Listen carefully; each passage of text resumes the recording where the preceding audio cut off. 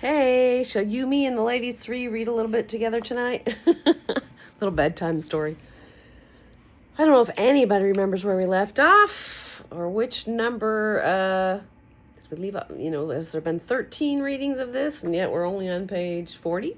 It's all right, right? We're not moving. We're moving at the pace we can stand it. I think we left off at "I'm an ass, you're an ass." Our lovely author, Anthony Mello, has been challenging us in this new year, 2026, with the perils and opportunities of reality and making us, awareness, as he talks about, waking up, so to speak, can be uncomfortable. But we want it, right? We want to be awake. We don't want to be sleepwalking through life anymore. So, he says, I'm going to write a book someday, and the title will be "I'm an ass, you're an ass." That's the most liberating, wonderful thing in the world, when you openly admit you're an ass. It's wonderful. When people tell me you're wrong, I say, what can you expect from an ass? What a great place to pick back up. So I think the chapter title, I'm without my stand tonight, so we're going to see if I can actually juggle the book, the phone. Anyway. If you're following along, we're in that section, awareness without evaluating everything. Awareness without evaluating everything. And if you're completely lost, go back and find some of the previous videos and find out what the heck we're talking about. Why do I want to call myself an ass? And I'm not going to explain it to you. Like I said, go back and find something. All right, so second paragraph, page 40. Disarmed. Everybody has to be disarmed. Disarmed. Everybody has to be disarmed. In the final liberation, I'm an ass, you're an ass. Normally, the way it goes, I press a button and you're up. I press another button and you're down. And you like that. How many people do you know who are unaffected by praise or blame? That isn't human, we say. Human means that you have to be a little monkey, so everybody can twist your tail and you do whatever you ought to be doing. But is that human? If you find me charming, it means that right now you're in a good mood. Nothing more. I find myself charming most times.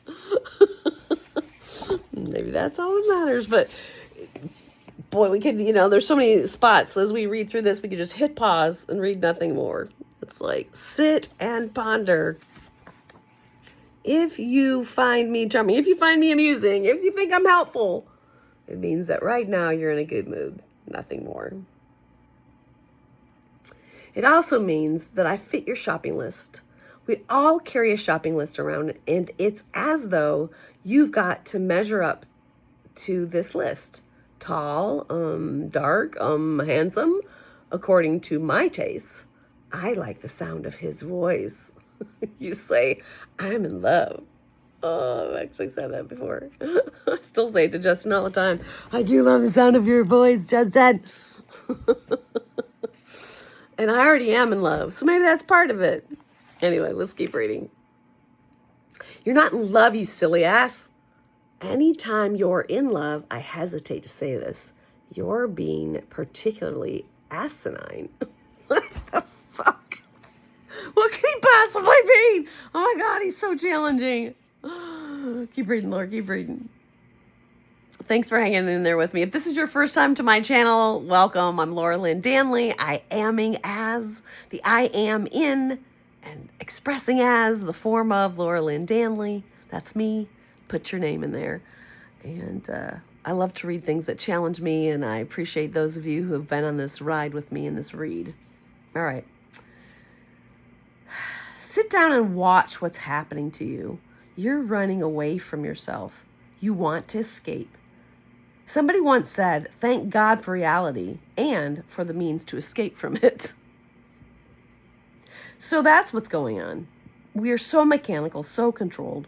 We write books about being controlled and how wonderful it is to be controlled and how necessary it is that people tell you you're okay.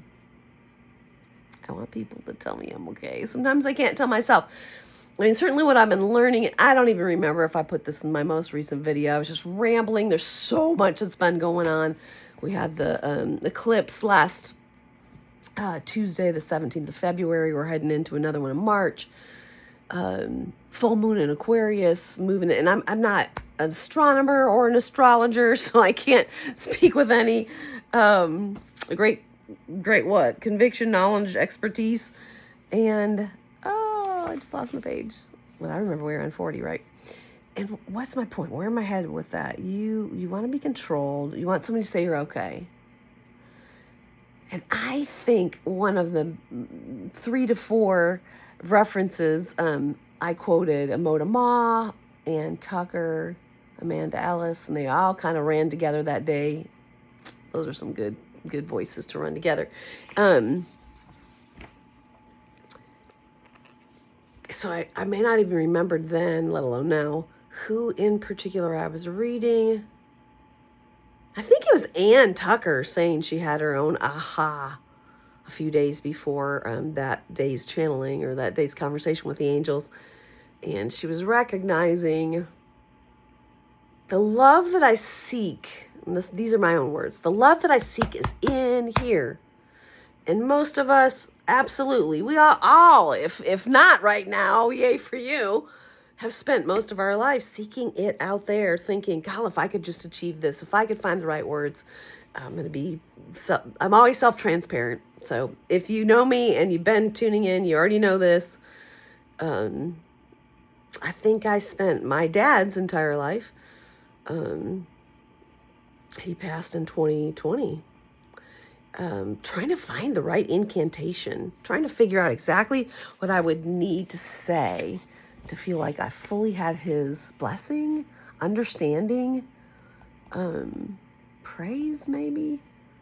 Maybe that was it. I just wanted him to tell me I was okay. I think I learned to tell myself I wasn't, and I think that sounded a lot like his voice then, and when I'm critical with myself now, still sounds a bit like his voice. And Anne was saying she had that big aha. And I'm sure knowing, I don't know Anne, but listening to her over the at least the last year, if not longer, it's probably not the first time she had that aha moment where she's like, it's not out there.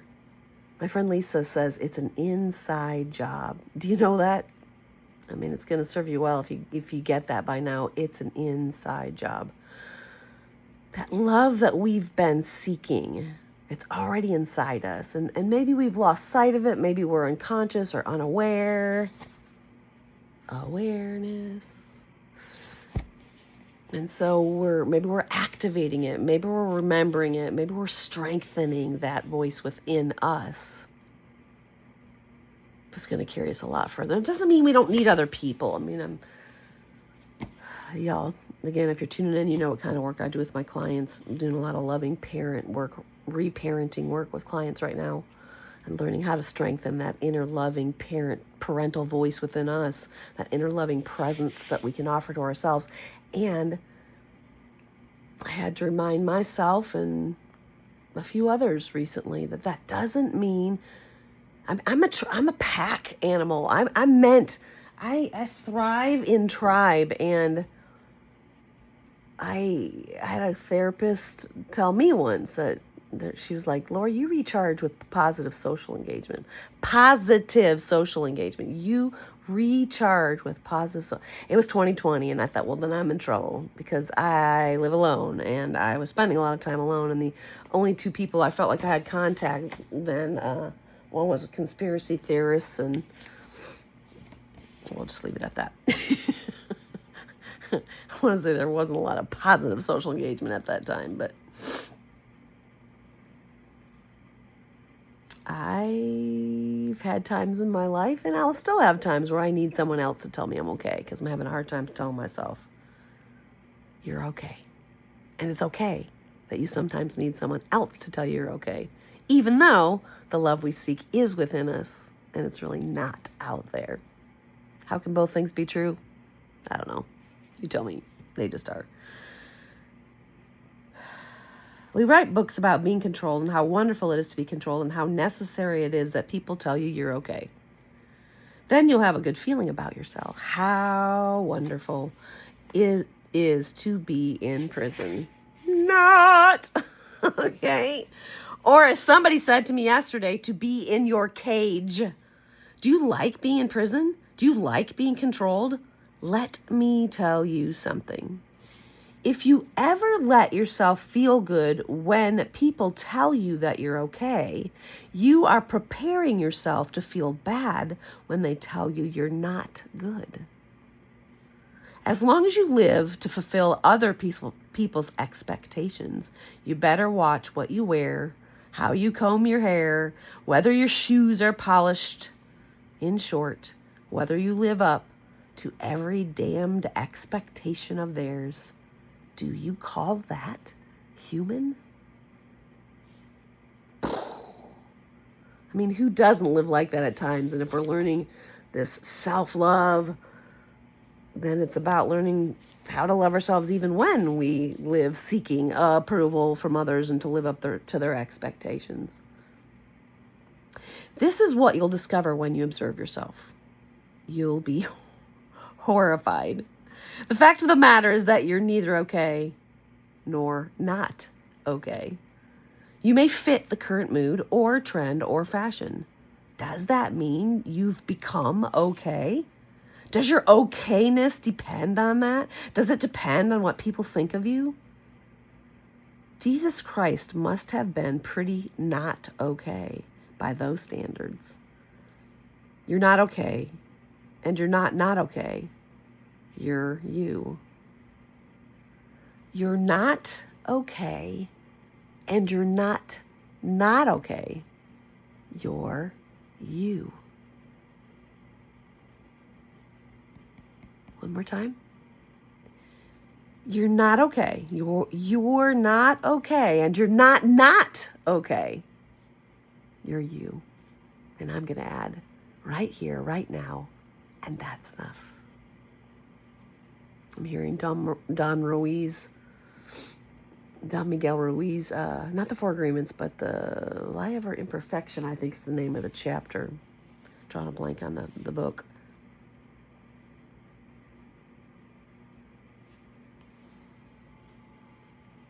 Oh, just skipped a bunch of pages again, flip-flopping back and forth. Jesus Christ must have been pretty not okay by those standards. You're not okay, and you're not okay. You're you. I hope that is going to be the big discovery, at least for some of you. If 3 or 4 of you make this discovery during these days we spend together, what a wonderful thing. Extraordinary. Cut out all the okay stuff and the not okay stuff. Cut out all the judgments and simply observe. Watch. You'll make great discoveries. These discoveries will change you. You won't have to make the slightest effort. Believe me, he says. What does it with that? Oh, making my nose itch. Do I believe that? Do I believe what? You'll make great discoveries.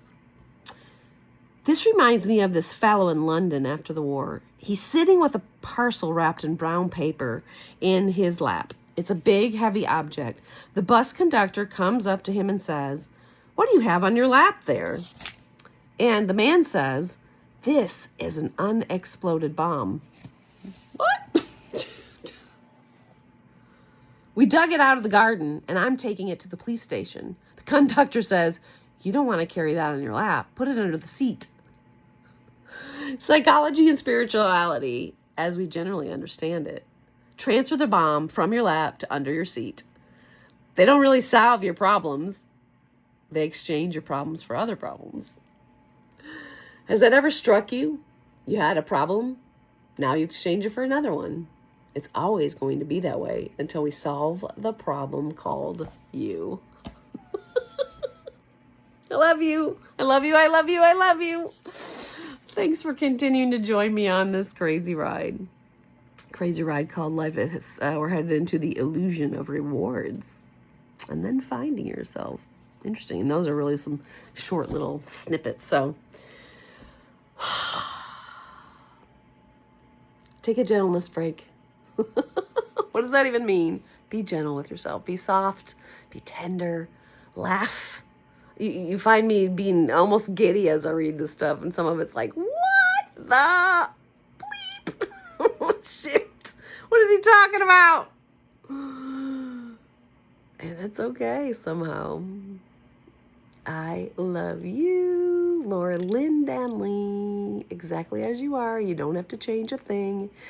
And sometimes that doesn't feel true, but it is true. And why am I sing-songing to my face on the screen? I don't know.